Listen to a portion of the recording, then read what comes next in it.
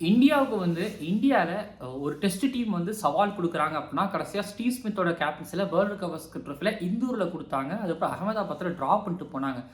அதுக்கு முன்னாடியும் சரி அதுக்கப்புறமும் சரி பெருசாக எந்த டீமும் இந்தியாவுக்கு சேலஞ்ச் பண்ணல. ஆனால் பேஸ்பால் இங்கே இந்தியாவுக்கு வந்து ஹைதராபாத்தில் வின் பண்ண முடியும். வைசாக்கில் தோத்தாலும் இவங்க டஃப் கொடுக்குறாங்க, இவங்ககிட்ட ஜெயிக்கிறது ரொம்ப கஷ்டம், இவங்க தாண்டா சரியான ஆப்பனண்ட் அப்படின்னு நினைக்கும்போது ராஜ்கோட்டில் ரிப் பேஸ்பால் அப்படின்னு சொல்கிற அளவுக்கு மிகப்பெரிய ஒரு இழுக்கு நடந்துச்சு. ஸோ பேஸ்பால் கிரிக்கெட் தப்பு, பேஸ்பால் கிரிக்கெட் டெஸ்ட் கிரிக்கெட் அழிச்சிரும், அது வெறுத்தவங்களுக்கு மேலும் வந்து பார்த்திங்க அப்படின்னா அந்த தீயில எண்ணெயை ஊற்றுற மாதிரி, பெட்ரோல் ஊற்றுற மாதிரி, கிருஷ்ணாயில் ஊற்றுற மாதிரி வந்து பார்த்திங்க அப்படின்னா இப்போ ஒரு விஷயம் நடந்திருக்குது. ஸோ பேஸ்பால் பவுன்ஸ் பேக் ஆகி வந்து பேஸ்பால் ஜெயிக்கணும் அப்படின்னா என்ன பண்ணணும், அண்ட் இந்த மேட்சிங் இந்தியா ஜெயிச்சு சீரீஸை கைப்பற்றுவாங்களா ரோஹித் சர்மாவோட கேப்டன்ஸில் அப்படிங்கிறத பற்றியும் ஸோ பேச போகிறோம். ஐ திங்க் இந்த வீடியோ பொறுத்த வரைக்கும் சொல்லிடுறேன், ப்ரீ அனாலிசிஸ் வந்து ஃபார் ஒன்லி இங்கிலாண்டா அப்படின்னு கேட்டிங்கன்னா நிறைய இங்கிலாந்து பற்றி தான் இருக்கும். ஏன்னா இங்கிலாந்து தான் இப்போ வந்து ஒரு கீழே இருக்கக்கூடிய ஒரு டீமாக நான் பார்க்குறேன். ஒரே டெஸ்ட் மேட்ச் நீங்கள் முடிவு பண்ணிக்கலாம் இல்லை, இருந்தாலும் அவங்கள பற்றி பேசலாம். ஏன்னா அவங்க தான் நிறைய கண்டென்ட் கொடுத்துக்கிட்டு இருக்கிறாங்க, தான் அவங்கள பற்றி பேச போகிறோம். பட் இந்தியாவை பற்றி கொஞ்சம் இருக்க போகுது. 11th வந்து பார்த்தீங்கன்னா ஸோ ஃபர்ஸ்ட் ஆஃப் ஆல் வாழ்த்துக்கள் விராட் கோலி அவர்களுக்கு, ஆண் குழந்தை பிறந்திருக்கு. ஸோ விராட் கோலி வரல அப்படின்னே ஐயோ இதாகிடுச்சு அதாகிடுச்சுன்னு சொல்லி எல்லாருமே இதை பண்ணிட்டாங்க அதை பண்ணிட்டாங்க, இது செய்கிறாங்க அது செய்கிறாங்க, குழந்தை பிறக்க போகுது அப்படிங்கிற மாதிரி நம்ம நினச்சோம். ஸோ ரெண்டாவது குழந்தை பிறந்திருக்கு, வாழ்த்துக்கள். கேஎல் ராகுல் அவர்கள் ஃபிட் இல்லை, அதனால் அவர் வந்து இந்த டெஸ்ட் சீரிஸ் ஃபுல்லாகவே ரூல்ட் அவுட்டு. முகேஷ் குமார் திரும்ப ஸ்குவாடில் கொண்டு வந்திருக்கிறாங்க. 4வது டெஸ்ட் மேட்ச், அதாவது இந்த டெஸ்ட் மேட்ச்சில் ஜஸ்பிரீத் பும்ரா அவர்களுக்கு வந்து ரெஸ்ட் விட்டுருக்கிறாங்க. ஸோ இது எதிர்பார்த்தது தான். ஏன்னா ட்வின் டெஸ்ட் மேட்ச் 2 ஆடிட்டாரு. அதுக்கப்புறம் டெஸ்ட் மேட்ச் ஆடி திரும்பி ஒரு பிரேக் விட்டு திருப்பி தரம்சாலாவில் வரும்போது ஒரு மாதிரி நல்லா எனர்ஜெட்டிக்காக வருவார். பட் ஆனால் இங்கேயே இந்தியா வின் பண்ணாங்கன்னா தரம்சாலாவுக்கு ஒரு வரத்துக்கு கொஞ்சம் யோசிப்பார் நினைக்கிறேன். வேறு யாராவது ஃபாஸ்ட் பாலர்ஸ் வந்து வாய்ப்பு இருக்கிற மாதிரி வந்து ஏற்பாடு செய்வாங்கன்னு நினைக்கிறேன். சரி, ஓகே, பேசுவோம். 11th பற்றி இங்கேயே பேசிட்டோமா? சரி, இருந்தாலும் பேசுவோம்.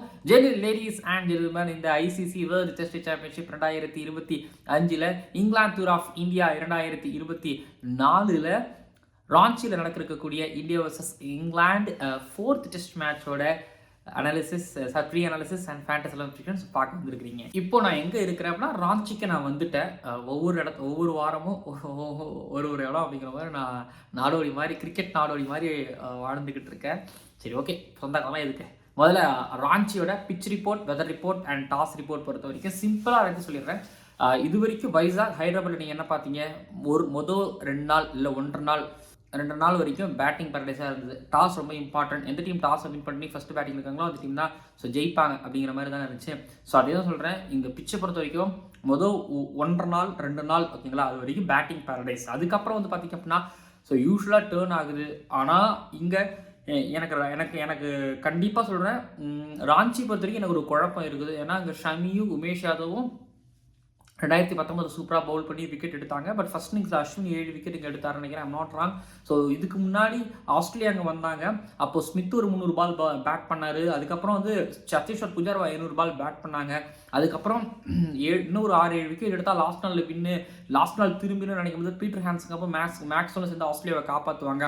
ஸோ எனக்கு வந்து இது பேட்டிங் பேரடைஸ், நல்ல ஒரு பட்ட விக்கெட்டாக இருக்கும்போது இந்த பட்ட விக்கெட்டு என்ன ரிசல்ட் கொடுக்க போகுது, இது ஒருவேளை பட்ட விக்கெட்டாக இருந்தாலும் பாட்டா விக்கெட்டாக இருந்தாலும் ஜெயிக்கிறதுக்கு வாய்ப்பு இருக்குது. அது எப்படி எனக்கு என்னென்னா பிச்சு ஹார்டாக இருக்கும் பட்சத்தில், பால் எகிறு பால் டப்புன்னு வரும் பட்சத்தில் எந்த டீமுக்கு நல்ல ஃபாஸ்ட் பாலர்ஸ் இருக்காங்களோ, எந்த டீமுக்கு நல்ல ஃபாஸ்ட் பாலிங் பேட்டிங் அந்த அப்ரோச் இருக்குதோ அந்த டீம் கண்டிப்பாக வந்து பார்த்தீங்கன்னா டெஃபினட்டாக அவங்க அந்த மேட்ச் வந்து வின் பண்ணுவாங்க, அப்பர் ஹேண்டாக இருப்பாங்க அப்படிங்கிற மாதிரி எதிர்பார்க்குறேன். ஸோ டாஸ் பொறுத்த வரைக்கும் ஃபஸ்ட்டு பேட் பண்ணணும். அண்ட் பிச்சு எப்படி இருக்குன்னு எனக்கு தெரியல, ஒரு மாதிரி ட்ரிக்கியாக இருக்கும்னு நினைக்கிறேன். பட் ஆனால் பேட்டிங் ஃப்ரெண்ட்லி விக்கெட் எனக்கு என்னென்னா ட்ரா ரிசல்ட் வரக்கூடாது, வராத அளவுக்கு 2 டீம் எப்படி ஃபைட் பண்ணணுங்கிறது ஒன்று ஓகேங்களா. பிச் வெதர் ரிப்போர்ட் பொறுத்த வரைக்கும் Day 5 மழை வரதுக்கு வாய்ப்பு இருக்குது, Day 4 கொஞ்சமும், பட் Day 5 வாஷ் அவுட் ஆகிறதுக்கு இல்லை மழை வரதுக்கு வாய்ப்பு இருக்குது. ஆனால் இப்போ டெஸ்ட் மேட்ச்சில் 3 நாள் 4 நாளில் முடிகிறாங்கிறதுனால ஸோ அது பிரச்சனை இல்லைங்கிற மாதிரி நீங்கள் சொன்னாலும், பட் எனக்கு வந்து ராஞ்சியில் கேம் எனக்கு ரொம்ப எக்ஸ்டெண்ட் ஆகும் அப்படிங்கிற மாதிரி வந்து எதிர்பார்க்குறேன். பார்ப்போம் என்ன நடக்கும் சொல்லிட்டு. இதுதான் pitch report, weather report and toss report பொறுத்த வரைக்கும். அடுத்ததான் பிளேயிங் 11 போயிடலாம். டிஸ்கஸ் பண்ணுறது நிறைய இருக்குது. இப்போ பிளேயிங் 11 எடுத்துக்கிட்டிங்கன்னா டீம் இந்தியாவை பொறுத்த வரைக்கும் பெருசாக குழப்பம் கிடையாது. ஏன்னா மேலே ரோஹித், ஜெய்ஸ்வால், கில் இவங்க தான் ஆட போகிறாங்க. பட் நம்பர் 4 அது ஒரு குழப்பம் இருக்குது. ரஜத் படிட்டாரா, தேவ்தத் படிக்கலாம். பட் லாஸ்ட்டு அதாவது 2 இன்னிங்ஸ் ஃபஸ்ட்டு வைசாக் கூட ஒழுங்க ஒரு மாதிரி நல்லா ஆடினார். பட் ராஜ்கோட்டில் அந்தளவுக்கு ஒரு பொறுப்பாக ஆடின மாதிரி தெரியல, எஸ்பெஷலி செகண்ட் இன்னிங்ஸ்.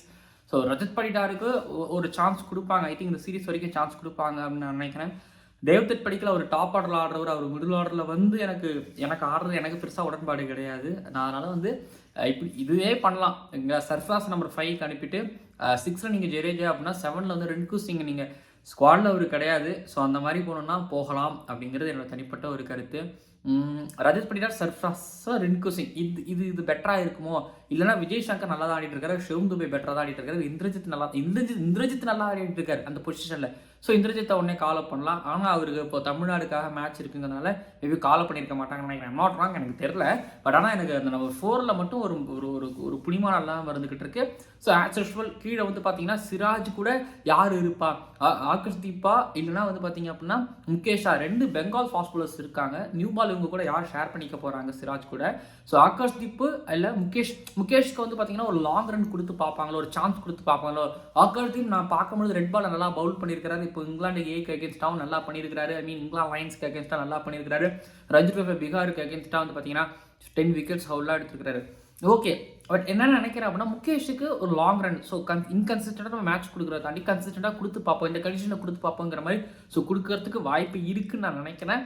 ஸோ பார்ப்போம். அண்டு ஆகாஷ்தீப் டெபியூ ஆனாலும் ஆச்சரியத்துக்குல. ஏன்னா டிராவிட் எல்லாருக்குமே இது வந்து எப்படி சொல்கிறது, அனைவருக்கும் டெஸ்ட் கிரிக்கெட் கேப் வழங்கும் திட்டம், அந்த கனவின் நனவாக்கும் திட்டம்னு சொல்லி அவரும் பண்ணிக்கிட்டு இருக்காருங்கிறத. டீம் இந்தியா பொறுத்த வரைக்கும் இதுதான் 11. ஸோ ஒரு மாதிரி அன்ஸ்டேபிளாக 2 இடம் இருக்குது. 2 இடமும் என்னை பொறுத்த வரைக்கும் அன்ஸ்டேபிள் தான் நான் நினைக்கிறேன். இது இந்தியாவை பொறுத்த வரைக்கும். பட் இங்கிலாந்து பொறுத்த வரைக்கும் சரியாக ஆடலை, அதனால 11th மாற்றம் இல்லை. ஓகேங்களா, எக்ஸ்ட்ராவாக என்ன பேச்சு வந்திருக்குதுன்னா ஆண்டர்சன் வந்து ஆட மாட்டாருன்னு நான் நினைக்கிறேன். அதே தான் அவங்களும் சொல்லியிருக்காங்க. இப்போ என்ன ட்வின் டெஸ்ட் மேட்சஸில் வந்து பார்த்தீங்கன்னா ஒன்று ஹைதராபாத்தில் இல்லை வைசாக்ல இருந்தார். கேப் விட்டு வந்து இப்போது ராஜ்கோட்டில் ஆடி இருக்காரு. இப்போ அடுத்தது வந்து பார்த்தீங்கன்னா அடுத்த டெஸ்ட் மேட்ச்சில் ஆட மாட்டாருன்னு நான் நினைக்கிறேன். அதாவது இப்போ இந்த டெஸ்ட் மேட்ச்சில் அவர் வந்து ஸோ ஆடுறதுக்கு வாய்ப்பு இல்லை. ஒன்று ஸ்டோக்ஸ் பவுலிங் போடுறாராம், ஒன்று அதை பற்றி நம்ம பின்னாடி பேசுவோம்.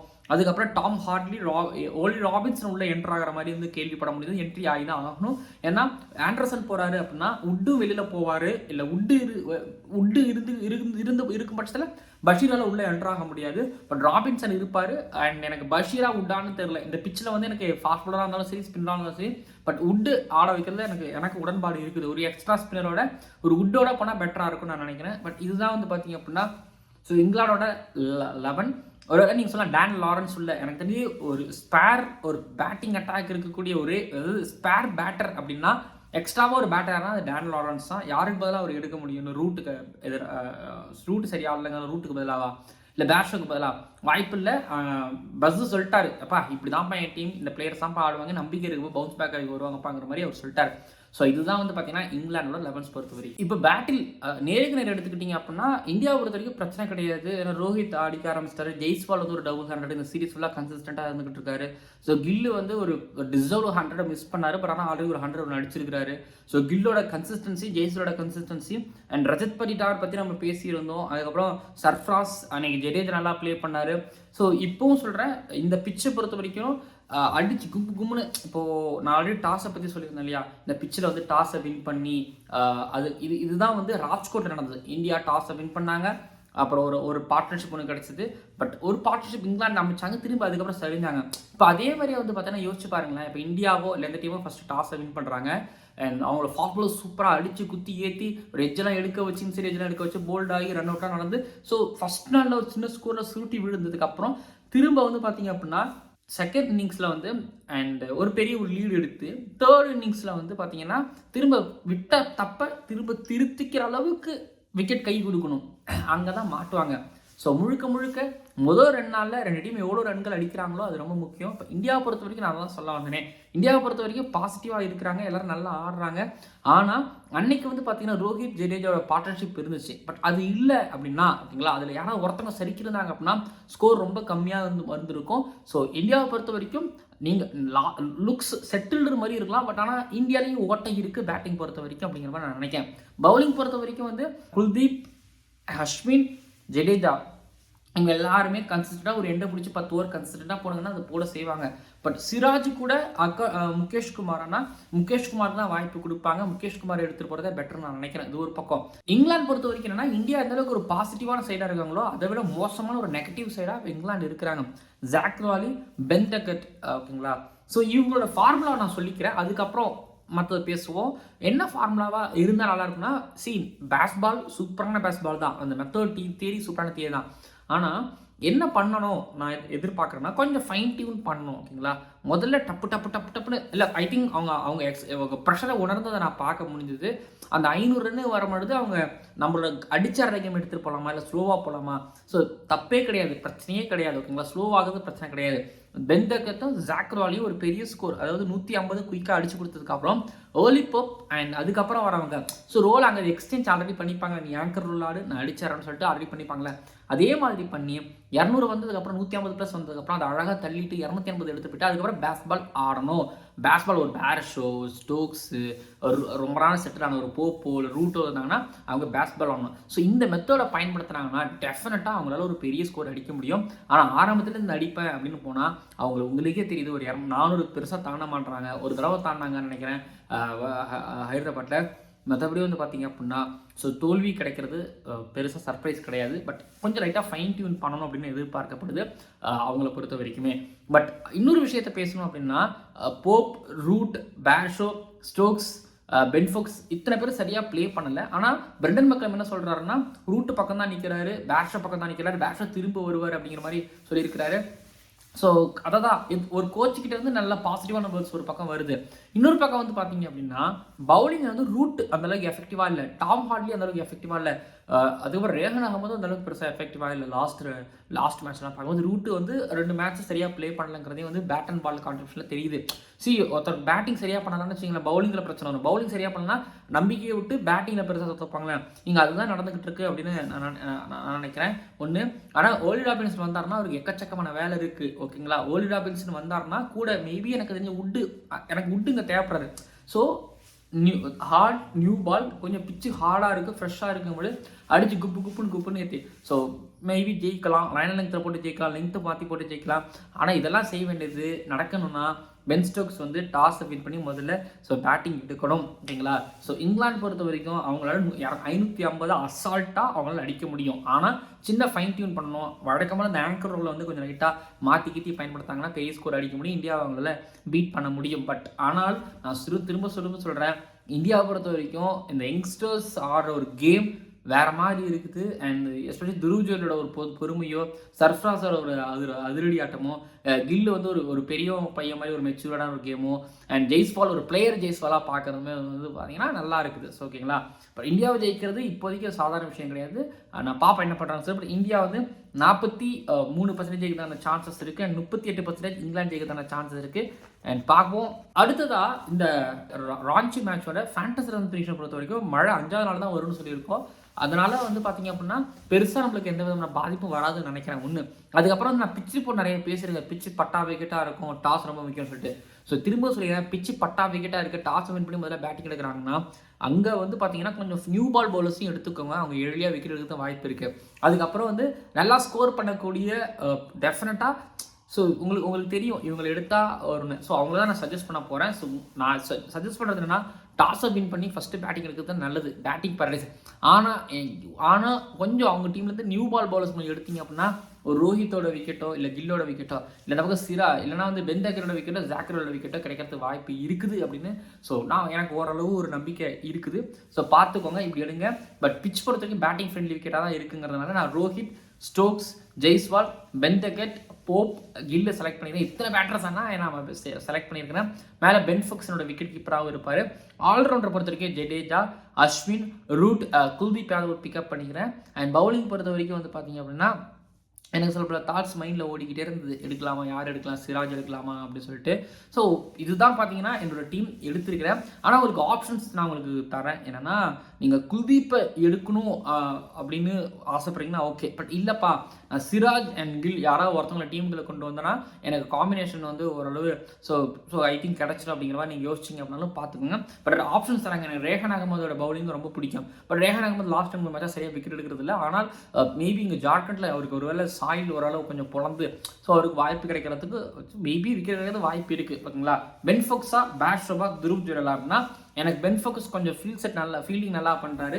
நம்ம கேச்சஸ்லாம் எடுக்கிறாரு, அதாவது ஃபீல்டிங் நல்லா பண்ணுறாரு, கேச்சஸ் எடுக்கிறாரு. பேட்டிங்கில் ஒரு 30-40 ரன் வருதுங்கிறதுனால நான் பென் ஸ்டோக்ஸ் வேறு வழி இல்லாமல் பிக் பண்ணியிருக்கேன் விக்கெட் கீப்பிங்கில். அண்ட் இதுதான் என்னோட டீம், ஓகேங்களா. Rohit, Stokes, Jaddu, Ben Duckett, Pope, Shubman Gill. ஆல்ரவுண்டில் ஜடேஜா, ரூட், அஸ்வின். அண்ட் அதுக்கப்புறம் வந்து பார்த்தீங்கன்னா பவுலிங்கில் வந்து குல்தீப் யாதவ் வந்து நான் பிக்கப் பண்ணியிருக்கிறேன். ஸோ நான் ஃபாஸ்ட் பவுலர் கிட்ட போகிறேன். இல்லைப்பா நீங்கள் குல்தீப் யாதவ் வேணாம் அப்படின்னா நீங்கள் வந்து அந்த சைடில் ஓல் ராபின்ஸை நீங்கள் பிக் பண்ண வேண்டியதாக இருக்கும், ஒரு ரேகனாக்கு வந்து பிக் பண்ண வேண்டியதாக இருக்கும். பட் நான் என்னோட டீமை நான் சொல்கிறேன், இதான் என்னோட டீமு, பார்த்து விளையாடுங்க. அண்ட் கேப்டன் அண்ட் வைஸ் கேப்டனை பொறுத்த வரைக்கும் ரொம்ப டஃப். ஜடேஜா அண்ட் அஸ்வின் நம்ம ஈஸியாக சொல்லிட்டு போயிடலாம். ஒரு குல்தீப் ஒரு மேட்ச் ஏதாவது ஒரு மேட்ச் போட்டு பாருங்களேன், உங்களுக்கு ஏதாவது ஒரு குவார்டர்ஸில் போட்டு பாருங்களேன், எடுத்து கொடுப்பாரு. ஏன்னா எப்பயுமே ஒரு கையில் பால் வந்ததுன்னா ஒரு பாட்டுக்கு ஸோ விக்கெட் எடுத்துக்கிட்டு இருக்கிற, அதை பற்றி தாட்டில் தான் ஒரு இருந்துக்கிட்டு இருக்காருங்கிறதுனால ஸோ பாருங்கள், பார்த்து விளையாடுங்க. இதுதான் என்னோடய டீமு. அண்ட் தூக்கம் எனக்கு கண்ணை கட்டுது, போய் தூங்கி காலையில் சில பல வேலைகளாக இருக்குது. பார்ப்போம். மறக்காமல் சப்ஸ்கிரைப் பண்ணுங்கள், பக்கத்தில் பெல் ஐக்கானை கிளிக் பண்ணுங்கள். பார்க்கலாம் அடுத்த வீடியோக்களில்.